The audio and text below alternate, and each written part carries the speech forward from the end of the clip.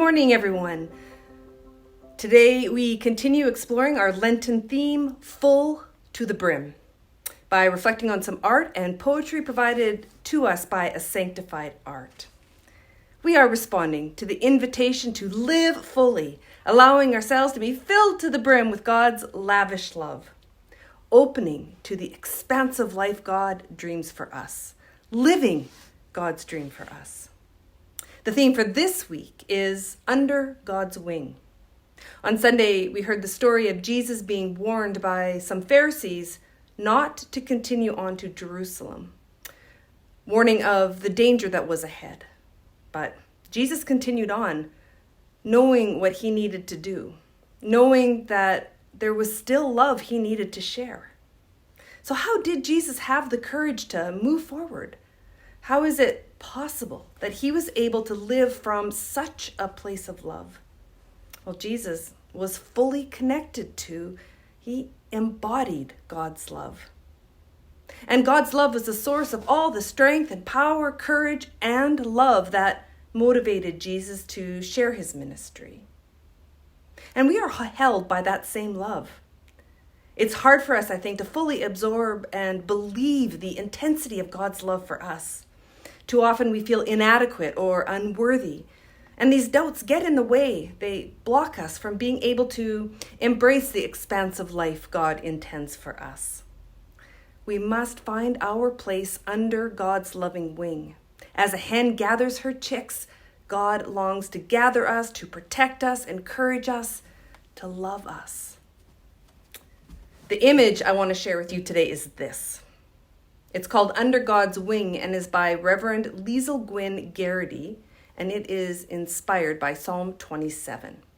And this is what she wrote. The beauty of the Psalms is that they are personal.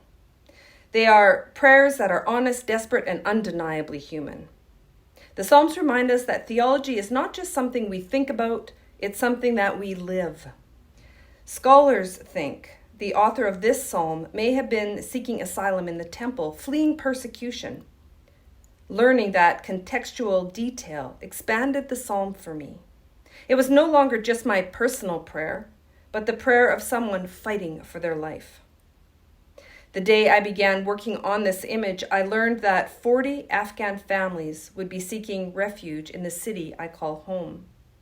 With that in mind, I read the psalm again, imagining the words spoken from the lips of one forced to flee their home. When I finished the psalm, I gritted my teeth and prayed my own desperate plea. Please make it so, God. May your protection expand to everyone. Please.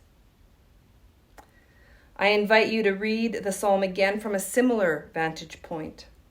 When you do this, how does your faith grow fuller? How does this impact your sense of who God is? When I began this image, I drew a young boy peeking out from the open fields of a canvas tent in a refugee camp. I added rugged stones lining the bottom hem of the tent, holding the flimsy fabric in place. But then I felt compelled to turn the tent flap into a wing with feathers lined in gold. At that point, all the details of the boy's setting no longer mattered. I erased them from the scene. I saw clearly the promise of this psalm. You are under God's wing. May you dwell there, surely and safely, all your days long. And the poem for this week is again by Reverend Sarah Speed, and it's called Come Rain or Shine. I will keep on. That's what I heard him say.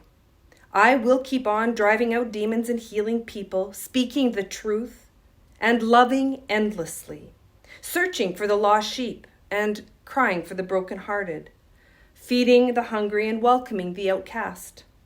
I will keep on. That's what he said, right? After he said my name, right? After he called me beloved, right? After he welcomed me home and saved me a seat. And I knew there was no stopping him. I was under his wing, come rain and come shine, today and tomorrow, this love keeps on. we are invited to find our place under God's wing, to take time, to be in God's love and to rest there, to be inspired there, to be so filled up with love that it can't help but overflow out of us and into the world. On Sunday, I invited folks throughout Lent to commit to seeing ourselves as God sees us, not as perfect, but as beloved. Let's try to let go of self-criticism and the sense that we aren't enough or that we don't do enough, and just be loved for who we are right now. It is really hard to be love in the world if we don't believe we are worthy of that love ourselves. And yet we are. We are more than worthy. We are God's beloved. So let's live as though that's true. Have a blessed and loving week, everyone. See you soon.